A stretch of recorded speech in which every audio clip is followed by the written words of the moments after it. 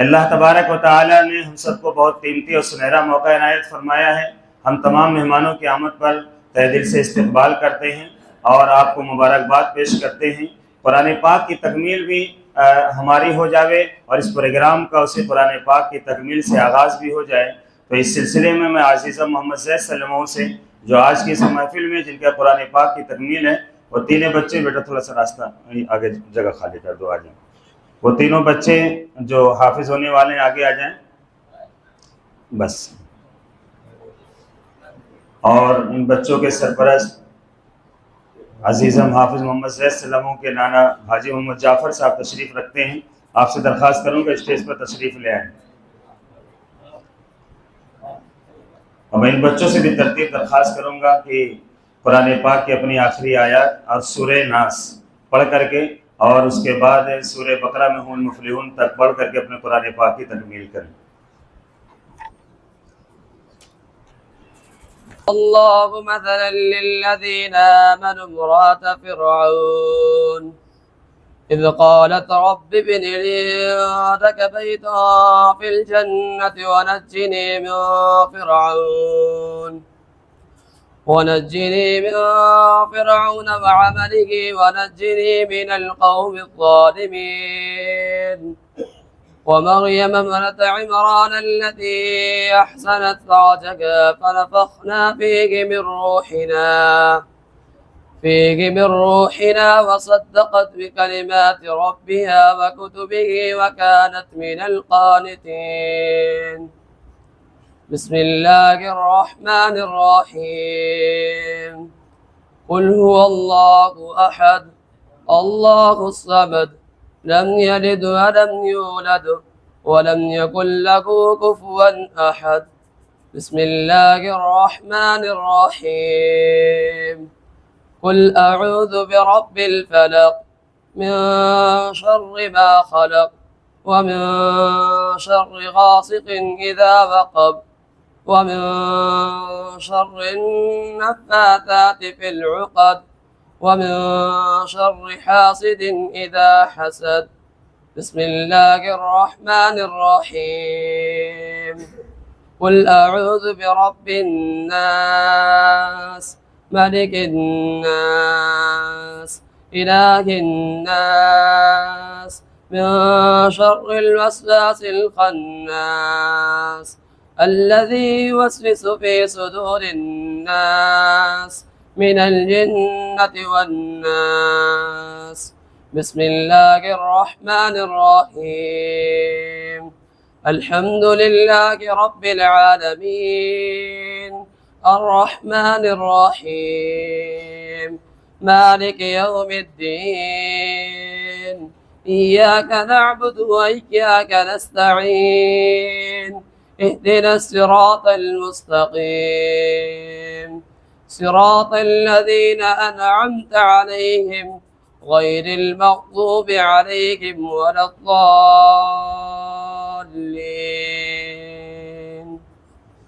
بسم الله الرحمن الرحيم.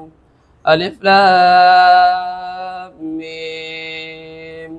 ذلك الكتاب لا ريب فيه هدى للمتقين الذين يؤمنون بالغيب ويقيمون الصلاة ومما رزقناهم ينفقون والذين يؤمنون بما أنزل إليك وما أنزل من قبلك وبالآخرة هم يوقنون أولئك على هدى من ربهم وأولئك هم المفلحون. صدق الله العلي العظيم.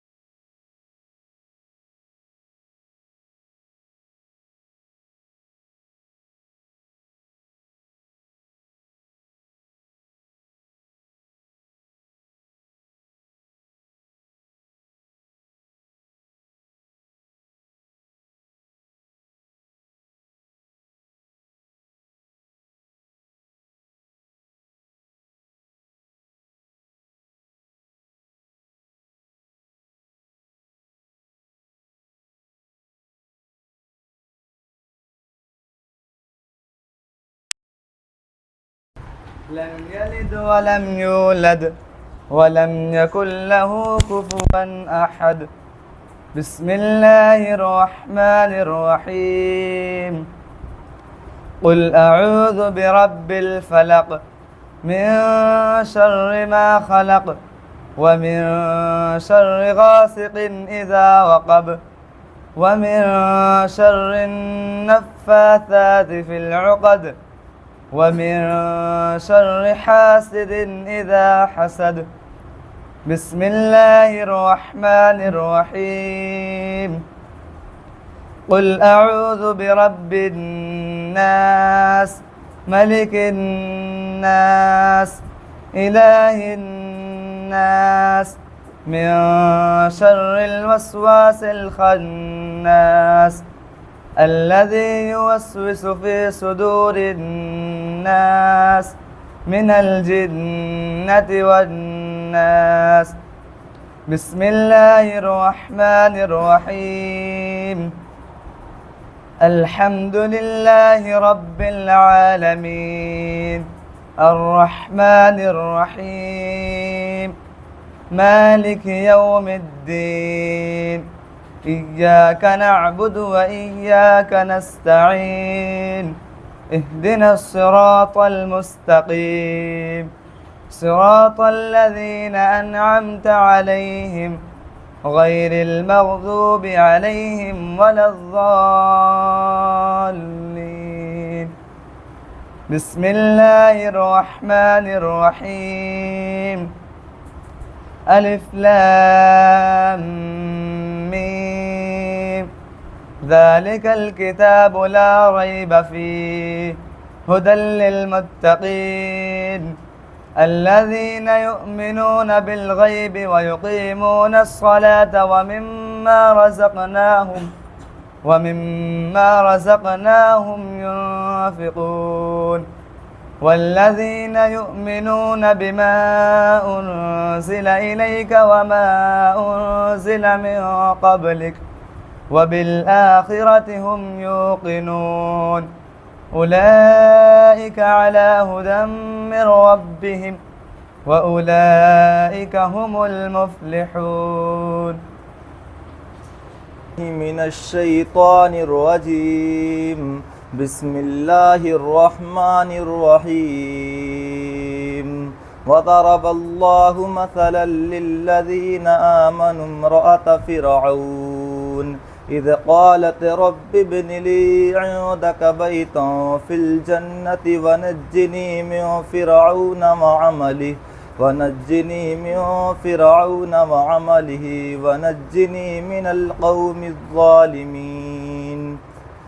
ومريم ابنة عمران التي أحصنت فرجها فنفخنا فيه من روحنا وصدقت بكلمات ربه وكتبه وكانت من القانتين. بسم الله الرحمن الرحيم. قل هو الله أحد الله الصمد لم يلد ولم يولد ولم يكن له كفوا أحد. بسم الله الرحمن الرحيم. قل أعوذ برب الفلق من شر ما خلق ومن شر غاسق إذا وقب ومن شر النفاثات في العقد ومن شر حاسد إذا حسد. بسم الله الرحمن الرحيم. قل أعوذ برب الناس ملك الناس إله الناس من شر الوسواس الخناس الذي يوسوس في صدور الناس من الجنة والناس. بسم الله الرحمن الرحيم. الحمد لله رب العالمين الرحمن الرحيم مالك يوم الدين إياك نعبد وإياك نستعين اهدنا الصراط المستقيم صراط الذين أنعمت عليهم غير المغضوب عليهم ولا الضالين. بسم الله الرحمن الرحيم. ألف لام ميم. ذلك الكتاب لا ريب فيه هدى للمتقين الذين يؤمنون بالغيب ويقيمون الصلاة ومما رزقناهم ينفقون والذين يؤمنون بما أنزل إليك وما أنزل من قبلك وبالآخرة هم يوقنون أولئك على هدى من ربهم وأولئك هم المفلحون. صدق الله العلي العظيم. السلام علیکم.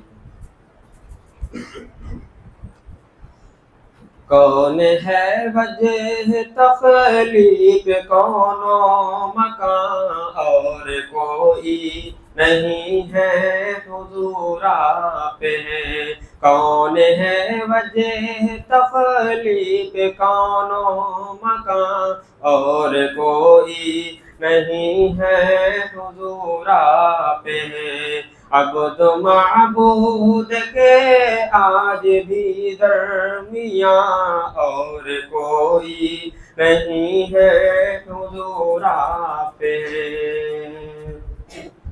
ماہ و خورشید لوح و قلم آپ کے کہکشاں ساز نقش قدم آپ کے. ماہ و خورشید لوح و قلم آپ کے کہکشاں ساز نقش قدم آپ کے. زینت بحر بر رونق آسمان زینت بحر بر رونق آسمان اور کوئی نہیں ہے حضور آپ ہیں. کون ہے وجہ تخلیق کون و مکان اور کوئی نہیں ہے حضور آپ ہیں. عبد معبود کے آج بھی درمیان اور کوئی نہیں ہے حضور آپ ہیں.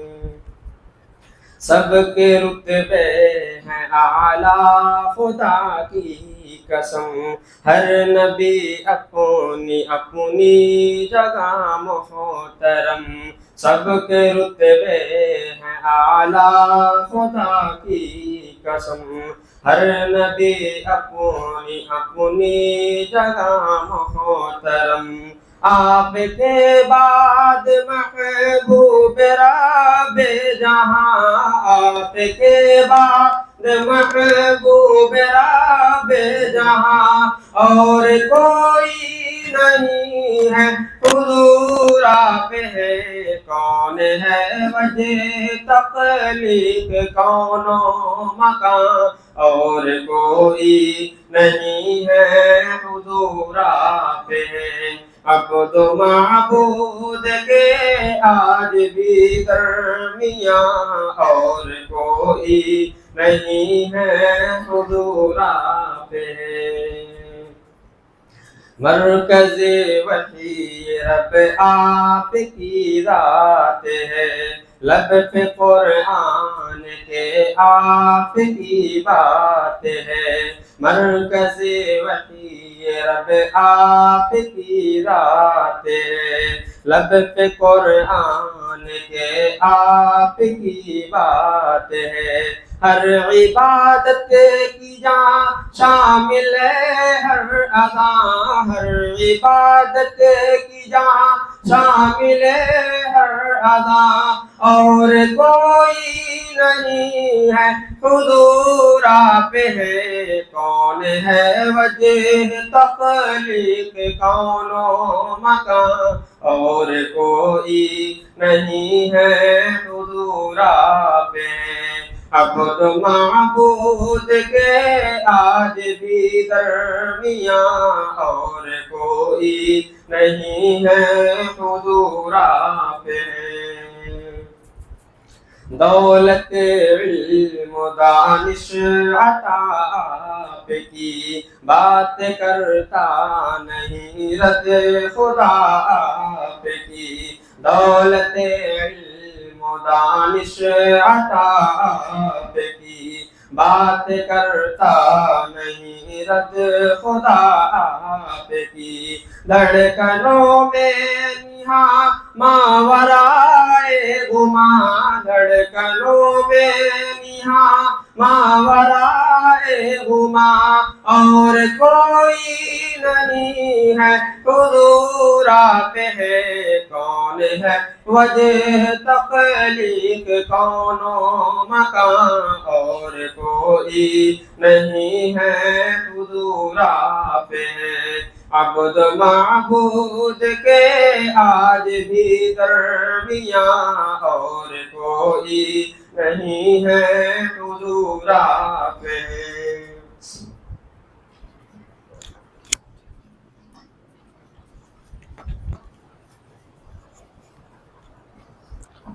جزاکم اللہ حاضرین گرامی قدر میں مولانا سراج احمد صاحب قاسم دامت برکاتہم العالیہ اور ہمارے خورشید بھائی تشریف فرما میں سے درخواست کروں تشریف لائیں اور حیات والا کی خدمت میں تہنیتی ایوارڈ ہے جو اللہ تبارک و تعالی نے اپنی خاص اعانت و نصرت سے حیات والا کو جو متنوع مہاراشٹرا کا صدر منتخب کیا ہے آپ کے اس انتخاب پر ہمارے اس ادارے کی طرف سے پورے گاؤں والوں کی طرف سے آپ کی خدمت میں تہنیتی ایوارڈ پیش کرنا ہے دوبارہ سے درخواست ہے تشریف لائیں اور ہمارے خورشید بھائی اور مولانا سراج صاحب سے بھی درخواست ہے اور ساتھ میں مولانا اشتیاق احمد صاحب دامت برکاتہم درخواست تشریف لائیں اور حیات والا کو تہنیتی ایوارڈ پیش کیا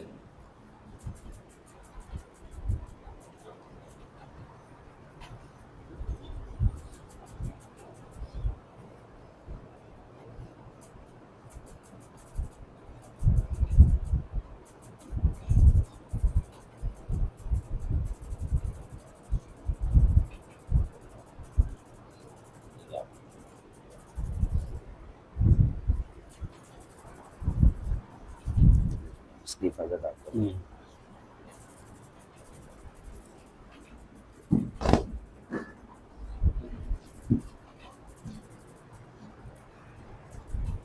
جزاکم اللہ اب میں حضرت والا سے انتہائی ادب و احترام کے ساتھ درخواست کرتا ہوں کہ تشریف لائیں اور پہلے بچوں کو اپنے ہاتھوں سے انعام تقسیم کر دیں اور ان اساتذہ کو جنہوں نے ان بچوں کو حافظ قرآن بنایا ہے اس کے بعد حضرت والا عظمت قرآن کے تعلق سے اپنا قیمتی خطاب ہم سب کے سامنے ارشاد فرمائیں گے میں درخواست کروں گا مولانا صاحب تشریف لائیں مولانا عبدالعظیم صاحب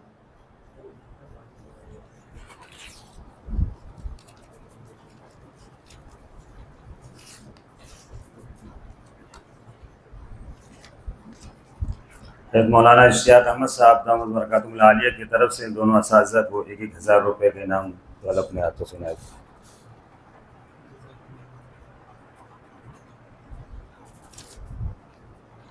اور ہمارے وہ 3 بچے جو حافظ قرآن ہوئے ان کو 500 روپے کے انعام آجا بیٹا لے لیں ادھر سے لے لیں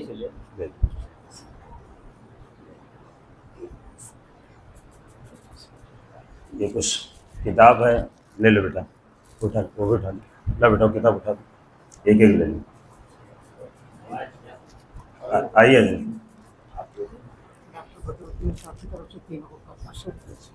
ڈاکٹر بدرالدین صاحب کی طرف سے تینوں بچوں کو 500 روپے کا ہے یہ دیجیے 5%.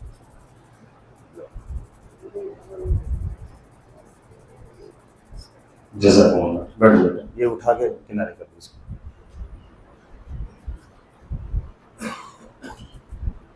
بسم اللہ الرحمن الرحیم.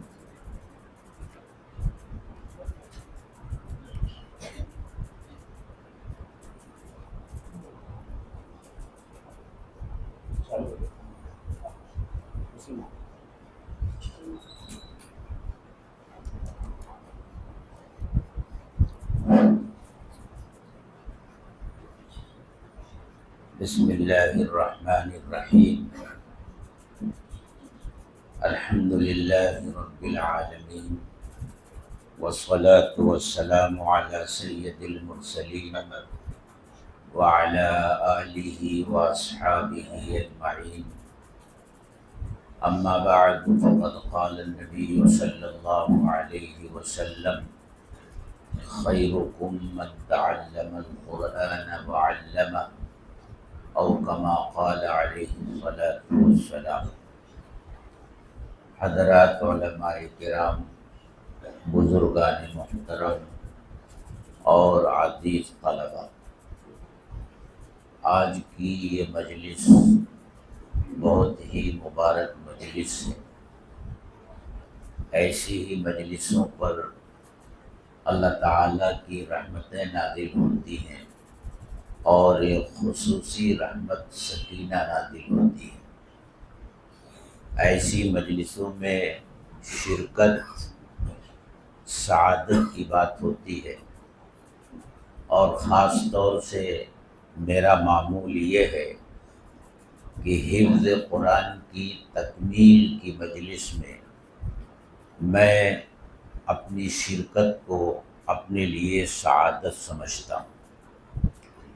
جب بھی مجھے ایسی مجلس میں بلایا جاتا ہے تو میں یہ کوشش کرتا ہوں کہ اپنی مصروفیات میں سے کچھ وقت نکال کر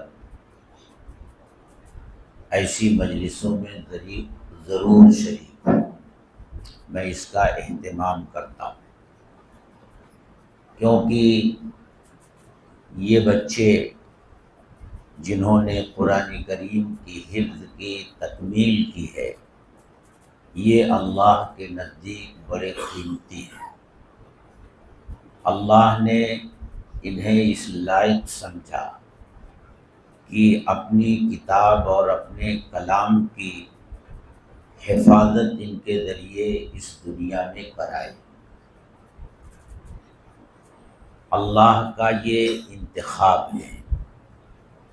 جس طرح حکومتیں اپنی سرحدوں کی حفاظت کے لیے فوج رکھتی ہیں اور فوجیوں کا انتخاب کرتی ہیں، اسی طرح اس دنیا میں اللہ تعالیٰ نے اپنے کلام کی حفاظت کا وعدہ کیا ہے، اور اس وعدے کی تکمیل اللہ اس طرح فرماتے ہیں کہ انسانوں میں سے ہی خوش نصیب بندوں کو منتخب فرماتے ہیں اور ان کے سینوں کو کلام پاک کی حفاظت کے لیے کھول دیتے ہیں۔ اور یہ محض اتفاق نہیں ہوتا،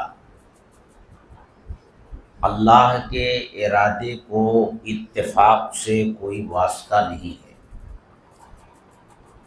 اس دنیا میں کوئی چیز محض اتفاق سے وجود میں نہیں آتی، بلکہ سب کچھ اللہ کی مرضی اور اس کی منشا سے ہوتا ہے۔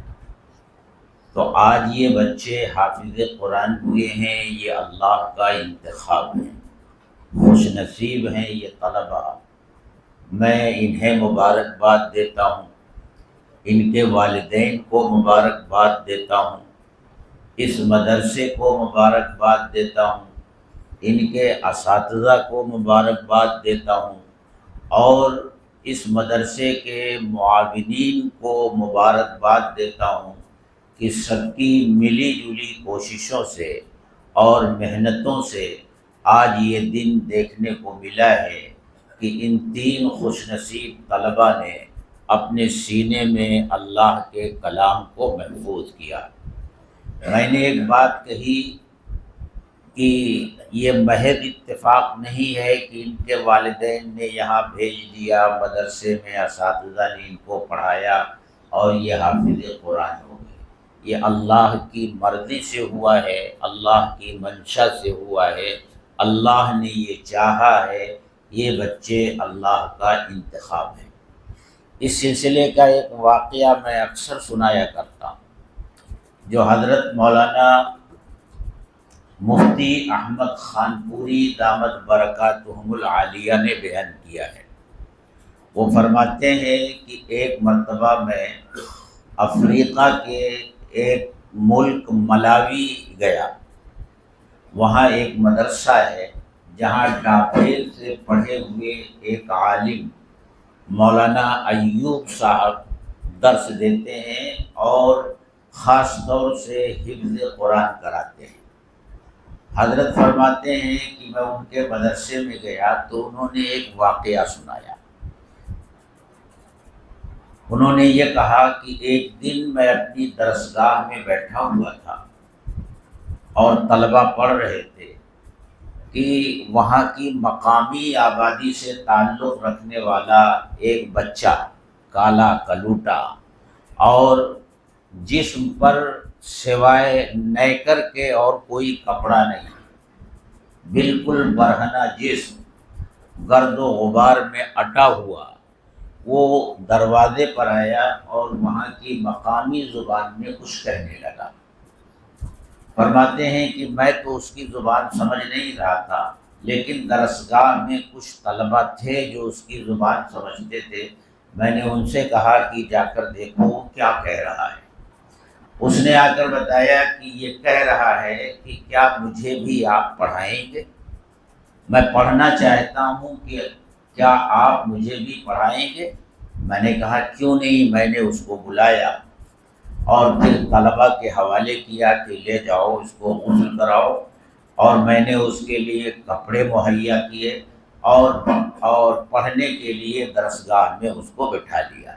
پڑھنے لگا وہ بچہ، بہت ذہین تھا، بہت جلدی اس نے قرآن کریم کا حفظ شروع کر دیا۔ کہنے لگے کہ غریب بچہ تھا، میں بھی کبھی کبھی اس کی ہمت افزائی اور حوصلہ افزائی کے لیے اس کو کچھ خرچ کے طور پر دے دیا کرتا تھا۔ لیکن ایک دن عجیب اتفاق یہ ہوا کہ میں دارالاقامہ کی طرف، ہاسٹل کی طرف یہ دیکھنے کے لیے کہ بچے کیا کر رہے ہیں، میں نکلا دیکھنے کے لیے تو دیکھا کہ اس بچے کے ہاتھ میں ایک ٹرانجسٹر ہے جس پر وہ کچھ سن رہا ہے۔ فرماتے ہیں یہ دیکھ کر مجھ کو بہت غصہ آیا۔ میں نے اس کے ہاتھ سے وہ ٹرانجسٹر چھینا اور زمین پر پٹخ دیا اور اس کو خوب ڈانٹا۔ وہ ڈر کر اور گھبرا کر مدرسے سے بھاگ گیا۔ میں یہ سمجھتا تھا کہ وقتی طور سے باہر چلا گیا ہوگا، واپس آ جائے گا، لیکن ایک دن گزرا، دوسرا دن بھی گزر گیا، تیسرے دن بھی وہ نہیں آیا۔ تو میں نے پھر معلوم کیا کہ وہ رہنے والا کہاں کا ہے۔ تو مجھ کو بتایا گیا کہ مدرسے سے تقریباً 10-12 کلومیٹر کے دور پر پہاڑوں میں ایک بستی ہے، وہ وہاں کا رہنے والا ہے، اور وہاں جانے کے لیے کوئی راستہ نہیں گاڑی وغیرہ کے جانے کا، وہاں پیدل ہی جایا جا سکتا ہے۔ فرماتے ہیں میں اپنے ایک ساتھی کو لے کر اس گاؤں میں پہنچا اور معلوم کیا تو وہ بچہ گھر پر ہی موجود تھا۔ اس کو جا کر سمجھایا، اس کی سمجھ میں بات آ گئی اور وہ واپس آیا اور پڑھنے لگا، حافظ قرآن ہوا۔ اسی طرح کی مجلس تھی مدرسے میں، حفظ قرآن کی تکمیل کے موقع پر جلسہ ہو رہا تھا، اور اس جلسے میں ملاوی کے ایک وزیر، مسلمان وزیر جن کا نام ابراہیم تھا، وہ مدرسے کے سرپرست بھی تھے، وہ اس جلسے میں شریک تھے۔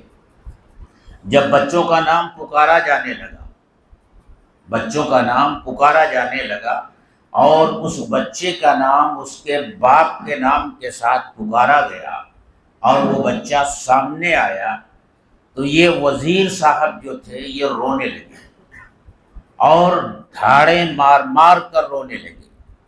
پورا مجمع حیران رہ گیا کہ آخر وزیر صاحب کو کیا ہو گیا ہے کہ اس طرح بلک بلک کر رو رہے ہیں۔ آخر میں انہوں نے کہا جانتے ہو مجھے رونا کیوں آیا؟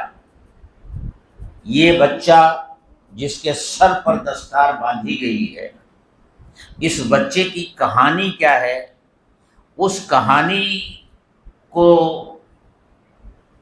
سوچ کر مجھے رونا آ گیا۔ فرمانے لگے کہ یہ بچہ میرے گاؤں کا ہے، میں بھی اسی گاؤں میں رہتا ہوں۔ ایک دن شور ہوا کہ کچرے کے ڈبے میں کوئی نوزائیدہ بچہ پڑا ہوا ہے، لوگ جمع ہو گئے۔ میں بھی پہنچا تو دیکھا واقعی ایک بچہ جس کی ابھی تھوڑی دیر پہلے پیدائش ہوئی ہے وہاں کچرے کے ڈبے میں پڑا ہوا ہے، رو رہا ہے۔ میں نے اسے اٹھایا، کاغذ وغیرہ میں لپیٹا، ایمبولینس بلوائی اور اسپتال بھیجوایا، اور پھر مجھے یہ بتایا گیا کہ اس کی ماں کا ذہنی توازن ٹھیک نہیں، بچے کے پیدا ہوتے ہی اس نے اٹھا کر کچرے کے ڈبے میں ڈال دیا۔ آپ جانتے ہیں، انہوں نے کہا کہ آپ لوگ جانتے ہیں وہ بچہ کون ہے؟ وہ یہی بچہ ہے جس کو اس کی ماں نے کچرے کے ڈبے میں ڈالا تھا۔ مجھے اللہ کی قدرت پر اور اس کے انتخاب پر رونا آیا کہ وہ بچہ جسے اس کی ماں نے کچرے کے ڈبے میں ڈال دیا تھا، اللہ نے اس بچے کو اپنے کلام پاک کے حفظ کے لیے منتخب فرمایا، اور یہ آج حافظ قرآن ہے اور اس کے سینے میں اللہ کا کلام محفوظ ہے۔ تو میرے دوستوں اور میرے بچوں، یہ محض اتفاق نہیں کہ آپ تینوں حافظ ہو گئے، اللہ نے آپ کو منتخب کیا ہے اپنے کلام پاک کی حفاظت کے لیے۔ آپ کا مقام اور مرتبہ اب عام بچوں جیسا نہیں ہے، آپ دوسرے بچوں سے ممتاز ہیں، آپ کا مقام اللہ کی نگاہ میں بہت بلند ہے، اس لیے اپنے مقام اور مرتبے کو پہچانو۔ اور پھر دیکھیے اللہ جب نوازتا ہے، فرماتے ہیں وہ بچہ حافظ قرآن ہوا، آواز اچھی تھی، اس نے تجوید پڑھی، اور پھر دبئی کے اندر مظاہرے قرأت کا ایک پروگرام ہوا، اس میں وہ بچہ بھی شریک ہوا، اور دوسرے یا تیسرے نمبر کا اسے انعام ملا، $3000 اسے ملے۔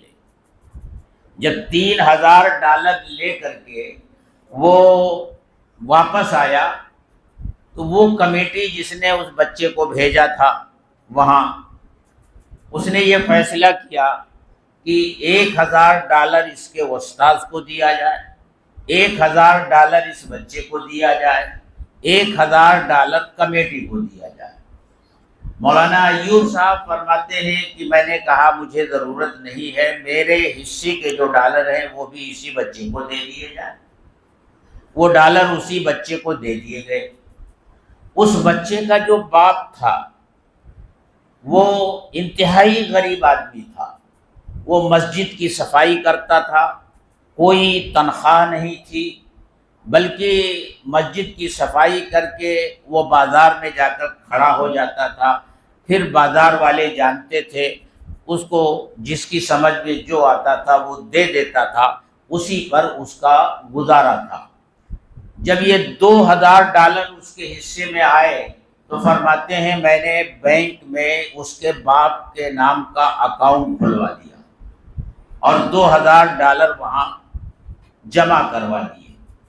اس کے بعد اس کا باپ آتا تھا کہ حضرت $100 کی ضرورت ہے، $50 کی ضرورت ہے، $20 کی ضرورت ہے، وہ کہتا تھا اور میں بینک سے نکلوا کر کے اس کو دے دیتا تھا، اور زیادہ دن نہیں گزرے تھے کہ $2000 اس نے خرچ کر دیے۔ ایک دن میرے پاس آیا تو میں نے اس کو بہت ڈانٹا کہ تو اتنا فضول خرچ نکلا کہ $2000 تو نے چند دنوں میں اڑا دیے۔ وہ بیٹھ کر روتا رہا، اس نے زبان سے کچھ نہیں کہا، وہ چلا گیا۔ تو اس کے ساتھ ایک آدمی آیا ہوا تھا، اس نے کہا حضرت واقعہ یہ ہے کہ جب اس آدمی کو $2000 ملے تو اس نے یہ فیصلہ کیا کہ میرے گاؤں میں کوئی مسجد نہیں ہے، مجھے مسجد بنانی ہے۔ وہ $2000 اس نے اپنے گاؤں میں مسجد کی تعمیر پر خرچ کیے ہیں، اپنی ضرورت پر خرچ نہیں کیے ہیں۔ اس نے کہا یہ ڈالر جو میرے بچے کے حفظ قرآن اور مظاہرے قرأت کے پروگرام میں انعام کے طور پر ملے ہیں، میں اسے اللہ کے راستے میں ہی خرچ کروں گا۔ اس سے ایک بات کا اور اندازہ ہوتا ہے کہ مال و دولت کا خرچ کرنا یہ صرف اس بنیاد پر نہیں ہوتا کہ اللہ نے کسی کو مال و دولت دیا ہے۔ بہت سے مالدار ہوتے ہیں، وہ خزانے پر سانپ بن کر بیٹھے رہتے ہیں، اللہ انہیں توفیق نہیں دیتا خرچ کرنے کی، اور بہت سے اس طرح کے لوگ ہوتے ہیں وہ اللہ کے راستے میں خرچ کرتے ہیں۔ تو اس واقعے سے یہ سمجھ میں آتا ہے کہ یہ جو بچے حافظ قرآن بنتے ہیں یہ اللہ کا انتخاب ہوتے ہیں، اور قرآن کریم اور کلام اللہ کے حفاظت کے لیے اللہ انہیں منتخب فرماتا ہے۔ قرآن کریم یہ آخری آسمانی کتاب ہے اور یہ اللہ کا کلام ہے۔ اللہ تعالیٰ نے خود اس کی تلاوت کی ہے، اور جنت میں جب جنتی جائیں گے تو جنت میں جانے کے بعد جنتیوں کو جو سب سے بڑا انعام ملے گا وہ خود اللہ تبارک و تعالی سے قرآن کریم کی تلاوت سنیں گے، اللہ خود تلاوت کریں گے۔ دنیا میں جتنی آسمانی کتابیں آئیں وہ سب اللہ کی کتاب ہیں، اللہ کا کلام نہیں ہے۔ اللہ نے قرآن کریم کے معانی بھی اتارے ہیں، قرآن کریم کے الفاظ بھی اتارے ہیں، اور قرآن کریم پڑھا کیسے جائے گا، کس انداز میں پڑھا جائے گا، اس کے پڑھنے کا طریقہ کیا ہوگا، یہ بھی اللہ تبارک و تعالی نے طے کر دیا ہے۔ حضرت جبریل علیہ السلام جب وحی لے کر آتے تھے اور قرآن حضرت محمد صلی اللہ علیہ وسلم کو سناتے تھے تو باوجود یہ اس کے کہ اس وقت آپ کے اوپر بڑی مشقت ہوتی تھی، وحی الہی کا بوجھ ہوتا تھا، اور وحی الہی کا بوجھ کوئی معمولی بوجھ نہیں ہوتا تھا۔ وحی الہی کا بوجھ اس قدر ہوتا تھا کہ کبھی کبھی جب آپ اپنی اونٹنی پر سوار ہوتے تھے اور اس وقت وحی کا نزول شروع ہوتا تھا تو اونٹنی اس بوجھ کو برداشت نہیں کر پاتی تھی، بیٹھ جاتی تھی اور اپنا سر زمین پر رکھ دیتی تھی، اس قدر بوجھ ہوتا تھا وحی الہی کا۔ حضرت زید بن ثابت رضی اللہ تعالی عنہ خود اپنا واقعہ بیان فرماتے ہیں کہ ایک مرتبہ اللہ کے رسول صلی اللہ علیہ وسلم نے مجھے طلب کیا اور کہا زید ایک آیت نازل ہوئی ہے اس کو تم لکھو۔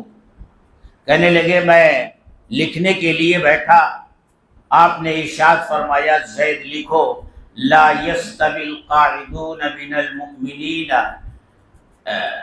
کیا ہے آیت بھائی؟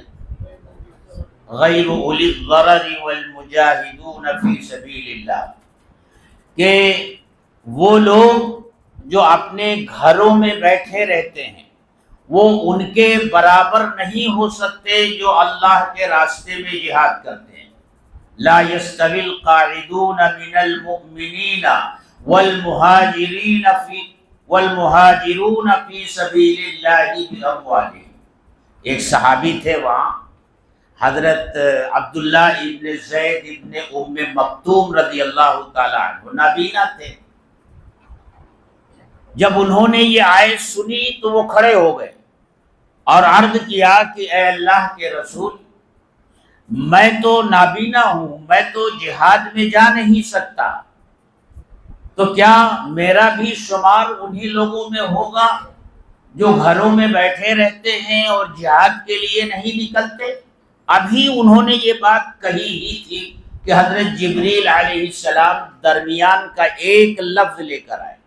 پہلے آیت یوں تھی لا يستوي القاعدون من المؤمنین مجاہدون فی سبیل اللہ باموالہم غیر اولی الضرر یہ نازل نہیں ہوا تھا، لیکن جب عبداللہ ابن ام مکتوم رضی اللہ تعالی عنہ نے اپنے دل کا درد اللہ کے رسول صلی اللہ علیہ وسلم کے سامنے بیان کیا کہ میں تو جہاد میں نہیں جا سکتا، کیا میرا بھی شمار گھر میں بیٹھنے والوں میں ہوگا؟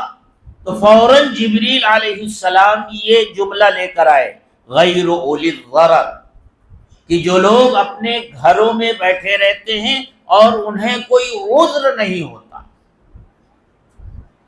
وہ ان کے برابر نہیں ہو سکتے جو اللہ کے راستے میں جہاد کرتے ہیں اپنی جان کے ساتھ اور اپنے مال کے ساتھ۔ حضرت زید بن ثابت رضی اللہ تعالی عنہ فرماتے ہیں کہ جس وقت یہ ایک جملہ یا یہ کلمہ نازل ہوا، اس وقت اللہ کے رسول صلی اللہ علیہ وسلم کی ران مبارک میری ران پر رکھی ہوئی تھی، اتنا بوجھ پڑا میرے اوپر کہ لگتا تھا میری ران کی ہڈی ٹوٹ کر ریزہ ریزہ ہو گئی ہے، اتنی مشقت ہوتی تھی آپ کو جب وحی نازل ہوتی تھی۔ لیکن اس حالت میں آپ کا عمل کیا ہوتا تھا؟ قرآن کہتا ہے کہ آپ بھی جلدی جلدی پڑھتے جاتے تھے، حضرت جبریل پڑھتے تھے، ان کے پیچھے آپ بھی پڑھتے تھے کہ کہیں کوئی لفظ رہ نہ جائے، کچھ بھول نہ جائے۔ تو اللہ تعالیٰ نے آپ کو تسلی دی، لا تحرک به لسانک لتعجل به ان علینا جمعه وقرآنه فإذا قرأناه فاتبع قرآنه ثم ان علینا بیانه۔ اے محمد صلی اللہ علیہ وسلم، آپ اپنے ہونٹوں کو جلدی جلدی حرکت مت دیجیے، جب ہم پڑھا کریں تو آپ خاموشی سے اسے سنا کریں، آپ کے سینے میں محفوظ کر دینا اور پھر آپ سے اس کا بیان کروانا یہ ہماری ذمہ داری ہے۔ تو جبریل پڑھ کر سناتے تھے، اور ظاہر سی بات ہے جبریل کو سنایا اللہ نے، لہذا جبریل اسی طرح پڑھ کر سناتے تھے جس طرح اللہ سے انہوں نے سنا ہے، اور پھر حضرت محمد صلی اللہ علیہ وسلم اسی طرح پڑھتے تھے جس طرح جبریل سے آپ نے سنا، اور پھر اسی طرح پڑھنا سکھایا آپ نے صحابہ کو، صحابہ نے تابعین کو، تابعین نے تبع تابعین کو، اور یہ سلسلہ اسی وقت سے اب تک چلا آ رہا ہے۔ اور اس کا اہتمام اللہ کے رسول صلی اللہ علیہ وسلم فرماتے تھے کہ صحابہ سے قرآن سنا کرتے تھے، کہ کہیں ایسا تو نہیں ہے کہ کسی اور طریقے سے صحابہ قرآن پڑھ رہے ہیں۔ خاص طور سے 4 صحابہ کا نام لے کر کے آپ نے ارشاد فرمایا جسے قرآن سیکھنا ہے وہ ان سے سیکھے، حضرت عبداللہ ابن مسعود، حضرت معاذ ابن جبل، ابی ابن کعب اور زید ابن ثابت رضی اللہ تعالی عنہ اجمعین۔ فرمایا جسے قرآن اس طریقے پر پڑھنا ہو جس طریقے پر قرآن نازل ہوا ہے تو وہ ان سے قرآن پڑھنا سیکھے۔ آپ دیکھیے، غور کیجئے، اس دنیا میں بہت ساری زبانیں بولی جاتی ہیں اور ہر زبان کا لب و لہجہ الگ ہوتا ہے، بلکہ آپ اگر غور کریں گے تو ایک ہی زبان کے بولنے والے جو کچھ فاصلوں سے رہتے ہیں ان کا بھی بولنے کا انداز اور لب و لہجہ مختلف ہو جاتا ہے۔ بسا اوقات تو تذکیر اور تانیث میں بھی فرق ہو جاتا ہے، ایک جگہ کے لوگ ایک لفظ کو مذکر اور دوسری جگہ کے لوگ اسی لفظ کو مؤنث بولتے ہیں۔ جیسے مثلا بلبل ہے، بلبل لکھنؤ والے اسے مؤنث استعمال کرتے ہیں، بلبل بولتی ہے، اور دلی والے اسے مذکر استعمال کرتے ہیں، بلبل بولتا ہے۔ بلبل بولتا ہے اور بلبل بولتی ہے۔ بڑا دلچسپ لطیفہ ہے، ایک لکھنوی اور ایک دہلوی آپس میں دونوں جھگڑا کر رہے تھے، یہی بحث تھی کہ بلبل بولتی ہے یا بلبل بولتا ہے، فیصلہ نہیں ہو پا رہا تھا۔ ایک تیسرا شخص جا رہا تھا، اس کو بلایا کہ بھائی ہمارے جھگڑے کا فیصلہ کر دو۔ اس نے پوچھا بھئی کیا جھگڑا ہے؟ کہا یہ کہتے ہیں بلبل بولتی ہے اور میں کہتا ہوں بلبل بولتا ہے، آپ بتا دیجئے صحیح کون ہے؟ کہا تم دونوں غلط، ہم دونوں غلط ہیں تو پھر کیا صحیح ہے؟ وہ حیدرآباد کا تھا، اس نے کہا نہ بلبل بولتی ہے نہ بلبل بولتا ہے، بلبلا بولتا ہی۔ ایک ہی زبان ہے، تذکیر تانیث کا فرق ہو جاتا ہے۔ آپ دیکھیے یہی یو پی ہے، مغربی یو پی میں جا کر دیکھیے اردو بولتے ہیں تو کھڑی زبان ہے ان کی، مشرقی یو پی میں جب اردو بولتے ہیں تو کچھ کھینچ کر بولتے ہیں، تھوڑا کھینچ کر، آواز کھینچ کر بولتے ہیں، زبان وہی ہے، لب و لہجہ الگ ہو جاتا ہے۔ لیکن قرآن کریم کے الفاظ بھی اللہ نے نازل کیے ہیں، معانی بھی نازل کیے ہیں، پڑھنے کا طریقہ بھی اللہ نے نازل کیا ہے۔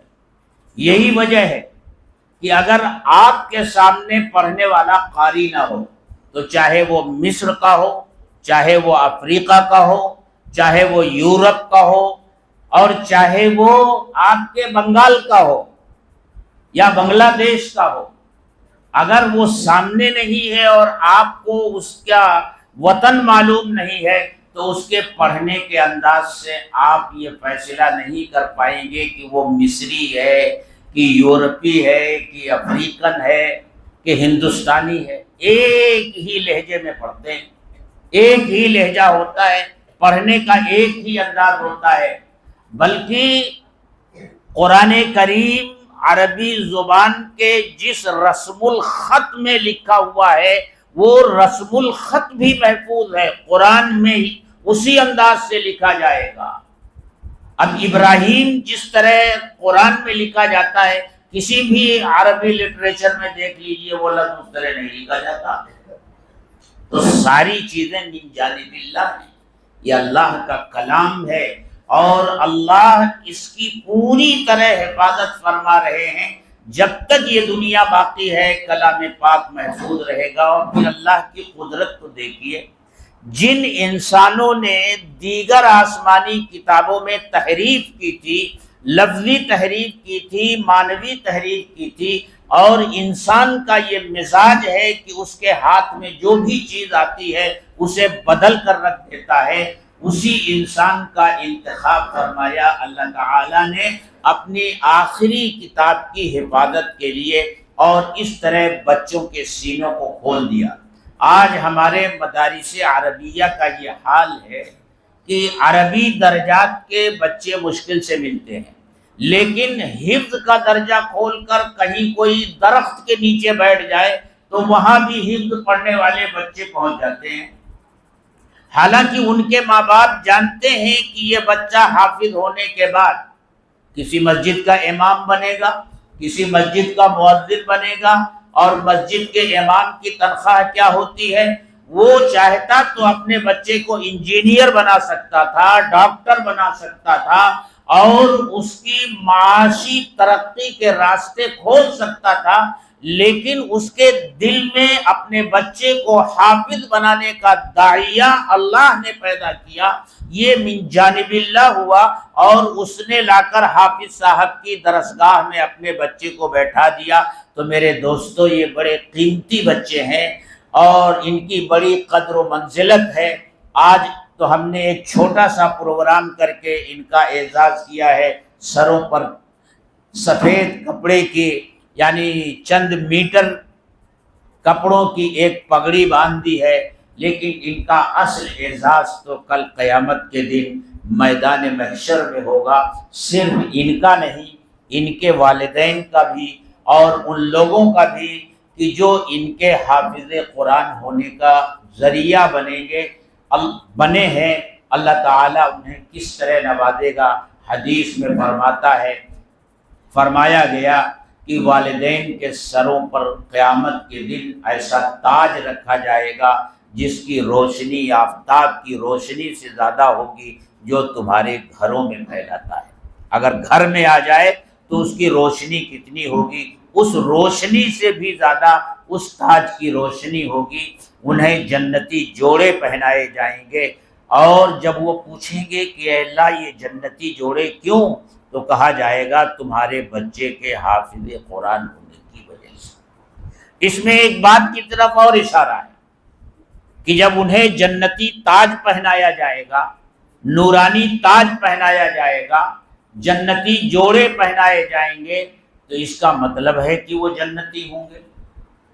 اور جنتی ہونے کے لیے ضروری ہے کہ اس دنیا سے جب رخصت ہو رہا ہو ایمان والا، تو وہ اس کا خاتمہ ایمان پر ہو۔ اگر ایمان پر خاتمہ نہیں ہوا ہے تو وہ جنتی ہو ہی نہیں سکتا۔ اس لیے اس میں اشارہ اس بات کی طرف ہے کہ حافظ قرآن کے والدین کا خاتمہ انشاءاللہ ایمان پر ہوگا۔ اس سے بڑی سعادت، اس سے بڑی دولت کیا ہو سکتی ہے؟ تو اعزاز اللہ تعالیٰ وہاں فرمائیں گے۔ اور ان کے تو کیا کہنے، ان سے تو کہا جائے گا پڑھتے جا اور چڑھتے جا جنت کے درجوں کو، جہاں تیری آخری آیت ہوگی وہی تیرا ٹھکانہ ہوگا۔ تو ان کا تو وہ مقام ہوگا، اور انہیں کوٹا دیا جائے گا۔ ہمارے یہاں اگر کوئی بہت اچھی اسکول ہو، کالج ہو، اور گاؤں کے پردھان کو یا گاؤں کے کسی معزز آدمی کو وہ پرنسپل صاحب بلا کر کے یہ کہہ دیں کہ بھائی ہمارے ہاں جو ایڈمیشن ہوتا ہے وہ بہت زیادہ اس میں ڈونیشن بھی لگتا ہے اور بہت کم ایڈمیشن ہو پاتا ہے، ہزاروں امیدوار ہوتے ہیں، چند کا اس میں ایڈمیشن ہوتا ہے، لیکن آپ کے اعزاز میں آپ کو ہم نے ایک بچے کا کوٹا دیا ہے، آپ جس کی سفارش کر دیں گے بغیر ڈونیشن کے اس کا ایڈمیشن اس کالج میں ہو جائے گا، تو اس کا سینہ تو فخر سے چوڑا ہو جائے گا، لوگوں سے کہتا پھرے گا کہ دیکھو مجھے یہ اعزاز ملا ہوا ہے کہ میری سفارش سے ایک بچے کا ایڈمیشن فلاں کالج میں، فلاں یونیورسٹی میں ہو رہا ہے۔ وہ لوگوں سے کہتا پھرے گا، لیکن وہاں کیا ہوگا؟ 10 آدمیوں کا کوٹا دیا جائے گا ہر حافظ قرآن کو، اور ایسے 10 آدمی جن کا جہنمی ہونا یقینی ہو چکا ہوگا، جہنم میں جانے کا اور ڈالنے کا فیصلہ ہو چکا ہوگا، انہیں یہ احساس دیا جائے گا کہ ایسے 10 آدمیوں کی سفارش تم کر سکتے ہو۔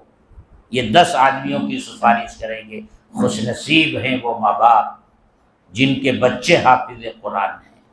اس لیے میں کہا کرتا ہوں کہ اے لوگوں، یہاں کے لیے نہیں تو وہاں کا بیڑا پار ہو، اپنے گھر کے کسی بچے کو حافظ قرآن ضرور بناؤ۔ اور اگر یہ بات ہاتھ سے نکل گئی ہے، عمر گزر گئی، بچے حافظ نہیں ہو سکے، تو پوتوں کو بناؤ، نواسوں کو بناؤ، اور اگر وہ بھی موقع نہیں ہے تو ایک راستہ میں اور بتایا کرتا ہوں۔ ان مدرسوں میں جو بچے داخل ہوتے ہیں قرآن کریم حفظ کرنے کے لیے، اس میں بہت سے بچے غریب گھر کے ہوتے ہیں، ان کے ماں باپ ان کا خرچ برداشت نہیں کر سکتے۔ ایسے بچے کی ذمہ داری لے لو۔ مدرسے میں جو اس کا خرچ ہوتا ہے کھانے پینے کا، اس کے کپڑے کا، 3 سال میں عموماً یہ بچے حافظ قرآن ہو جاتے ہیں۔ 3 سال تک ان بچوں کا خرچ اٹھاؤ، آپ کے کوٹے میں یہ بچہ حافظ قرآن لکھا جائے گا۔ تو یہ موقع بھی اللہ نے رکھا ہے۔ اور حفظ قرآن کی تکمیل کے موقع پر جو یہ مجلس ہوتی ہے، اس کا ایک مقصد یہ بھی ہوتا ہے کہ حفظ قرآن کے بارے میں جو فضیلتیں ہیں وہ لوگوں کے سامنے بیان کی جائیں، تاکہ ان کے دل میں یہ داعیہ اور جذبہ پیدا ہو کہ وہ اپنے بچوں کو حافظ قرآن بنائیں۔ اس سلسلے کا ایک واقعہ حضرت مولانا محمد عمر پالنپوری رحمۃ اللہ علیہ کا بہت مشہور ہے۔ حضرت بڑھاپے میں حافظ بنے تھے، بچپن میں حافظ نہیں ہوئے تھے، وہ اسکول میں پڑھتے تھے۔ وہ کہتے ہیں کہ میری والدہ گاؤں میں ایک خاتون تھی، ان کے پاس جایا کرتی تھی کچھ دین کی باتیں سیکھنے کے لیے۔ ایک دن جب میں اسکول سے گھر آیا اور ابھی بستہ میں نے رکھا بھی نہیں تھا کہ میری ماں نے مجھے آواز دی، بیٹا عمر ادھر آؤ۔ میں پہنچا تو مجھ سے کہنے لگی بیٹا عمر میں چاہتی ہوں کہ تو حافظ قرآن بن جا، تو حافظ قرآن بن جا۔ میں نے عرض کیا کہ امی جان میں اسکول میں پڑھتا ہوں، مدرسہ تو جاتا نہیں، میں حافظ قرآن کیسے بنوں گا؟ وہ کہنے لگی میں کچھ نہیں جانتی، بس میں یہ چاہتی ہوں کہ تو حافظ قرآن بن جا۔ کیونکہ آج میں بڑی بی کے ہاں گئی تھی، وہ یہ بتا رہی تھی کہ جن کے بچے حافظ قرآن ہوتے ہیں قیامت کے دن ان کے والدین کو نور کا تاج پہنایا جائے گا۔ میرے بیٹے میں یہ چاہتی ہوں کہ قیامت کے دن جب وہ مائیں آئیں جن کے سروں پر نورانی تاج ہو تو میں بھی انہی ماؤں کی لائن میں ہوں کہ میرے سر پر نورانی تاج ہو، اور یہ اسی وقت ہو سکتا ہے جب تو حافظ قرآن بن جائے گا۔ فرماتے ہیں بچپن میں تو نہیں بن سکا، لیکن 55 میں آ کر میں حافظ قرآن بن گیا اور اپنی ماں کی اس خواہش کو میں نے پورا کیا۔ اور ایک بات تو بالکل اپنی جگہ پر اٹل ہے، یہ خواتین جو ہیں نا یہ جسمانی اعتبار سے تو بہت کمزور ہوتی ہیں، لیکن ہمت اور ارادے میں یہ مردوں سے زیادہ طاقتور ہوتی ہیں۔ جب یہ کوئی فیصلہ کر لیں تو گھر والے تو کیا، یہ اپنا فیصلہ تو اللہ سے بھی منوا لیتی ہیں، اللہ بھی ان کے فیصلے کو مانتا ہے۔ یہ خاتون ہے حضرت خولہ رضی اللہ تعالی عنہ، ایک مرتبہ اللہ کے رسول صلی اللہ علیہ وسلم کی خدمت میں حاضر ہوئی، روتی ہوئی، یعنی بڑھیا تھی، اور انہوں نے آ کر کے کہا کہ اے اللہ کے رسول میرے شوہر نے مجھ سے زہار کر لیا۔ زہار کا مطلب یہ ہوتا ہے کہ کوئی آدمی اپنی بیوی سے یہ کہہ دے کہ جس طرح میری ماں کی پیٹھ میرے اوپر حرام ہے اسی طرح تو بھی میرے اوپر حرام ہے، انت علیہ کا ظہر امی، جس طرح میری ماں کی پیٹھ ہے اسی طرح تو میرے لیے ہے، یعنی جس طرح میری ماں میرے لیے حرام ہے تو بھی میرے لیے حرام ہے۔ یہ زہار زمانے جاہلیت میں بھی ہوا کرتا تھا، اور اس کے نتیجے میں جو حرمت قائم ہوتی تھی وہ طلاق کی حرمت سے زیادہ سخت سمجھی جاتی تھی، اور اسلام نے بھی اس کو باقی رکھا ہے زہار کو، کہ اگر کوئی شخص اس طرح اپنی بیوی سے کہہ دے کہ تو میرے لیے اسی طرح حرام ہے جس طرح میری ماں کی پیٹھ، تو بیوی شوہر کے اوپر حرام ہو جاتی ہے جب تک وہ اس کا کفارہ نہ دے دے۔ کفارہ اس کی تفصیل ہے، سورہ مجادلہ میں پوری تفصیل ہے اس کی کہ زہار کا کفارہ کیا ہوتا ہے۔ تو وہ آ گئیں اور انہوں نے کہا کہ اے اللہ کے رسول میرے شوہر نے تو مجھ سے زہار کر لیا، اب میرے لیے کیا حکم ہے؟ اس وقت تک زہار کے بارے میں کوئی آیت نازل نہیں ہوئی تھی، تو بعض روایات میں آتا ہے کہ اللہ کے رسول نے فرمایا میں سمجھتا ہوں تو اپنے شوہر کے لیے حرام ہو گئی، اور بعض روایتوں میں آتا ہے کہ آپ نے ان کو جواب دیا کہ ابھی اس سلسلے میں میرے اوپر کوئی آیت نازل نہیں ہوئی ہے، بس وہ برہم ہو گئی اور کہنے لگی ہر معاملے میں تو آپ کے اوپر آیت آ جاتی ہے، مجھ بڑھیا ہی کے بارے میں آپ کے پاس کوئی آیت نہیں ہے اور کوئی وحی نہیں ہے، اب میں کہاں جاؤں؟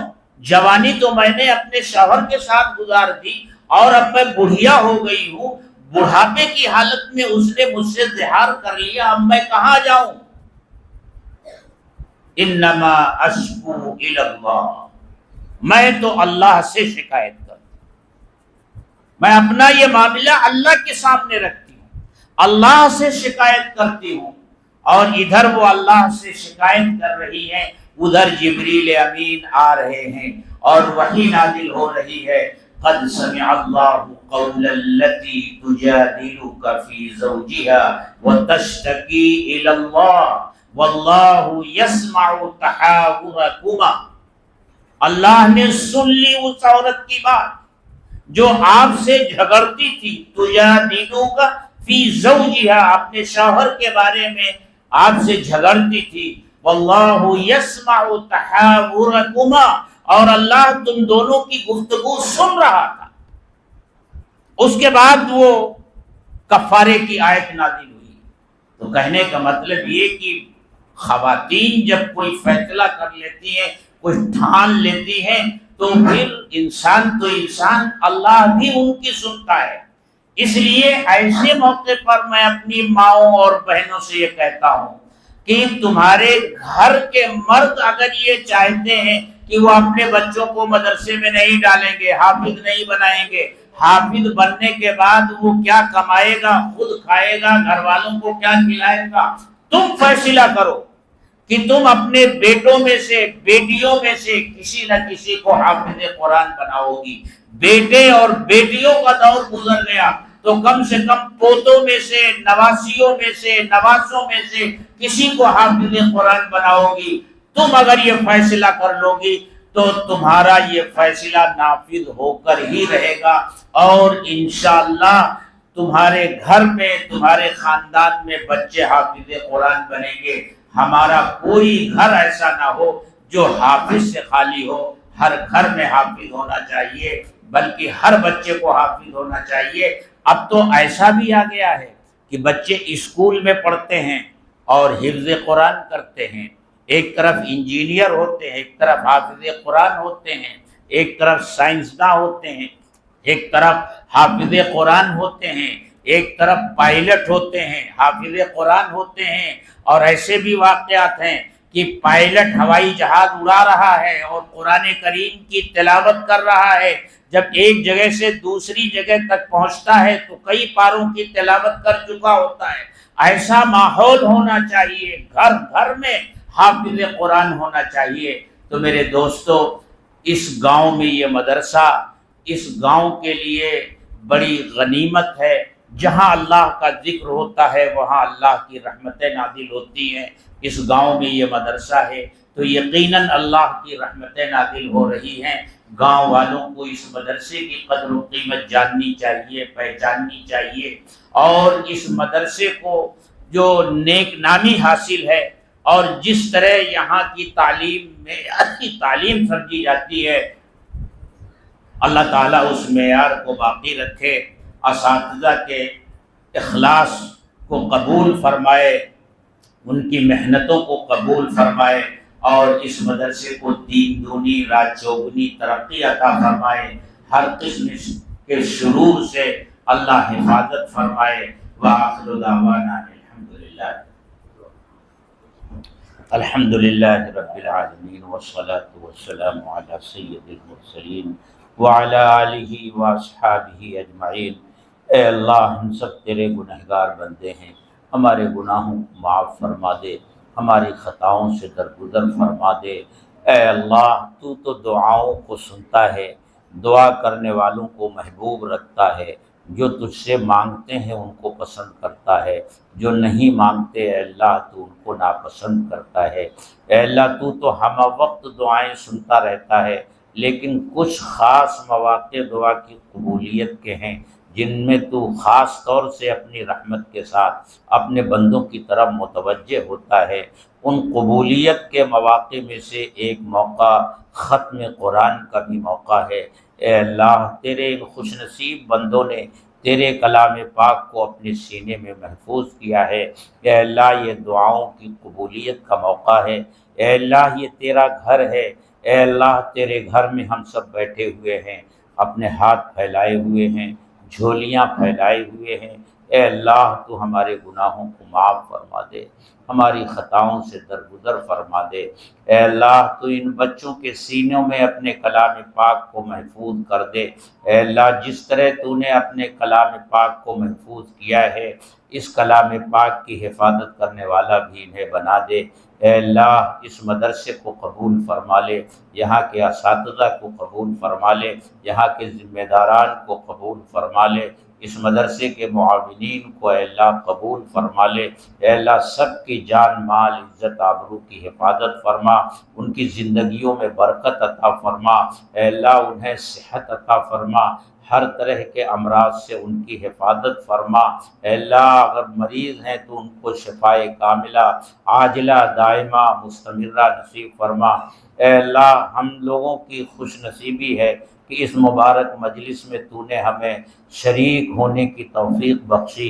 اے اللہ اس مبارک مجلس میں شریک ہونے والوں کی مغفرت فرما، ان کے اوپر اپنی رحمت نازل فرما۔ اے اللہ تو قادر مطلق ہے۔ اے اللہ ہم انسانوں کے بس میں کچھ نہیں ہے، ہم کچھ نہیں کر سکتے جب تک تو نہ چاہے۔ اے اللہ جو کچھ یہاں ہو رہا ہے یقیناً وہ تیرے اشارے سے، تیری مدد سے ہو رہا ہے۔ اے اللہ یہاں جو تعلیم کا سلسلہ جاری ہے، اے اللہ اس تعلیم کے سلسلہ کو جاری رکھنے کے اسباب مہیا فرما، اپنے خزانے غیب سے یہاں کی تمام ضرورتوں کی تکمیل کا سامان پیدا فرما۔ اے اللہ ہمیں مانگنا نہیں آتا، مانگنے کا ڈھنگ اور سلیقہ نہیں، جو مانگا وہ بھی دے دے، جو نہیں مانگ سکے تو خوب جانتا ہے ہماری ضرورتوں کو، اے اللہ وہ بھی عطا فرما دے۔ جب تک اس دنیا میں زندہ رہیں، اسلام کے ساتھ زندہ رہیں، خاتمہ ہو تو ایمان پر ہو، کلمہ شہادت ہماری زبانوں پر جاری ہو۔ ربنا تقبل منا انک انت السمیع العلیم وتب علینا انک انت التواب الرحیم، وصلی اللہ تعالی علی خیر خلقہ محمد وآلہ واصحابہ اجمعین، آمین برحمتہ۔ جزاکم اللہ۔ میں عربی کے بچوں سے درخواست کروں گا ذرا سے مسافر فرمانے اور دعا کریں۔ سید ولد آدم خیر الانام، اس پہ لاکھوں درود، اس پہ لاکھوں سلام۔